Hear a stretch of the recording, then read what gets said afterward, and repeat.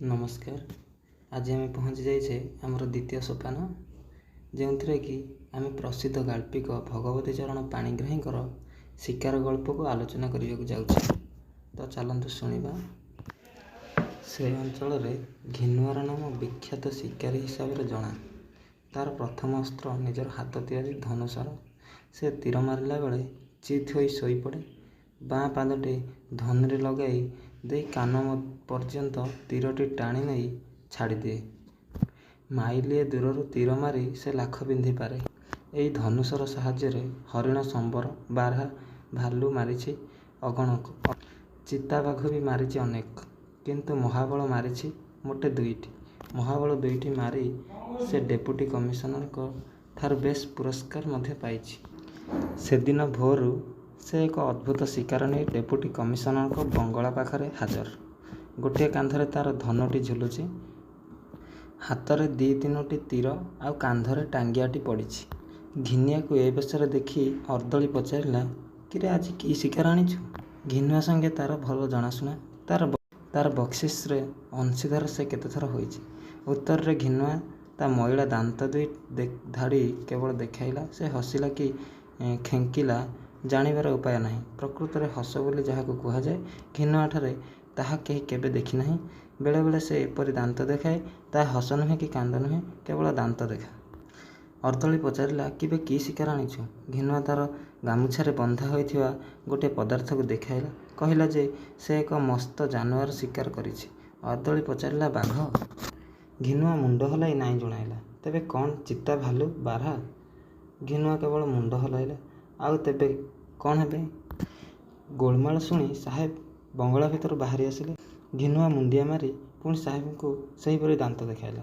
साहेब शिकार चेहरा देखा औत्सुक प्रकाश करिबारु घिनुआ गामुछा भितर बाहर करी साहेब पाद तले थोईदेला गोटे सजकटा मनीष मुंड।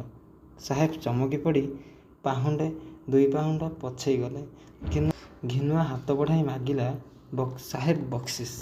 किछि क्षण पर मन को संभाली नहीं साहेब घिनुआ को बक्सिस पाई अपेक्षा करने को इशारा कले एवं भीतर को जाई फोन द्वारा सशस्त्र पुलिस फौज डकाइले।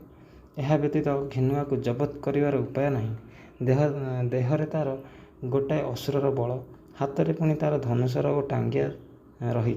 जेतेबेले हाथ कड़ी गोड़ कड़ी पिंधि घिनुआ को हाजत रे रहिबाको हेला, से किछि बुझिपारला नहीं। ताकू एपरि भावरे अटकाई रखिबार मतलब कौन। सुविधा पाइले से काहारी की ए विषय में पचारे। किए कहे तार फांसी हेब, किए कहे से जीव कलापाणी। कहीं से एमिति की अपराध करिछि कि किछि बुझी न पारी सेमानंक कथा को से विश्वास करिपारे नहीं। शेषरे दिने डेपुटी कमिशनर परिदर्शन करने को आसीथिले। से तांको ही सब हाल पचारिला। से कहले जे पूर्वर से बाघ भालू मारुथिला बोली संगे संगे बक्सिस पाउथिला। एबे मारिछि मनीष। एथर की बक्सिस पाइब ताहा 5-6 जन तो फेर बुझी विचारी ठीक करिवे। यही कथाटा ही घिनुआ मन को मानिला। जो दिन तार विचार है घिनुआ मन मन भाविला से दिन ताको बक्सिस मिलिबो। से उत्साहित होई जज को आगरे सब विवरण कहवाक लगला। से जो गोविंद सरदार को हाणिला सेथिपाई ताको कम कष्ट करने को पड़ी नहीं। आउ अनेक लोक ताको मारिबा को छकिथिले, किंतु केही पारि नथिले। गोविंद सरदार जे सबुबेले मोटर रे जिबा आसिबा करे, से तार धन संपत्ति कमेछि अन्य समस्त को लुटी करी। बड़ शैतान लोक थिला से। केते लोकंको से मारिछि, केते लोकंको उच्छन करिछि, केते स्त्री लोकंकर इज्जत नैछि ताहार ठिकाना नहीं। घिनुआर सबु जमीबाड़ी मध्य सेई निजर करिछि। से दिन संध्यारे घिनुआर स्त्री उपरे अत्याचार करने को बसीथिला। एते बड़ बहप घिनुआ को देखी मोटर रे पलाउथिला। ता हाबुडरू खसी चलीजिव। तार मोटर चक को तीर मारी घिनुआ मोटर को अचल करथिला। तापरे टांगियारे तार मुंडटी काटी देई सीधा दौड़िला। राति बण जंगल भितर देई 30 माइल रास्ता एका निश्वास के दौड़ी से डेपुटी कमिशनर को बंगला पाखरे हाजर है। गोविंद सरदार सामान्य लोक नुहे। हाथ में तार थाए सबुबेले बंधुक। बाघ भालू अपेक्षा लोके ताकू बेसी भय करती। बाघ भालू अपेक्षा से लोकंकर क्षति करे ढेर बेसी। ताको मारिया पई ଘିନୁଆ କମ୍ ସାହସ ଓ ବିଚକ୍ଷଣତା ଖର୍ଚ୍ଚ କରିନାହିଁ। କିଛି ବର୍ଷ ତଳେ ମେଳିଆ ଝପଟ ମୁଣ୍ଡ କାଟିଥିବାରୁ ସାହେବ ଡୋରାକୁ 500 ଟଙ୍କା ବକ୍ସିସ୍ ଦେଇଥିଲା। ଝପଟ ସିଂ ତ ଏକରକମ ଭଲ ଲୋକ ଥିଲା। ସେ ସ୍ତ୍ରୀ ଲୋକଙ୍କ ଇଜ୍ଜତ ନେଇନାହିଁ କି କାହାରି ଜମିବାଡ଼ି ଦଖଲ କରିନାହିଁ। ସେ କେବଳ ଖଜଣାଖାନା ଲୁଟ୍ କରିଥିଲା। ଆଉ କେତେଜଣ ସିପାହୀଙ୍କୁ ମାରିଥିଲା। ଗୋବିନ୍ଦ ସର୍ଦ୍ଦାର କିନ୍ତୁ ବଡ଼ ଭୟଙ୍କର ଲୋକ। ତାକୁ ମାରିଥିବାରୁ ଘିନୁଆକୁ ଅଧିକ ବକ୍ସିସ୍ ମିଳିବା ଉଚିତ।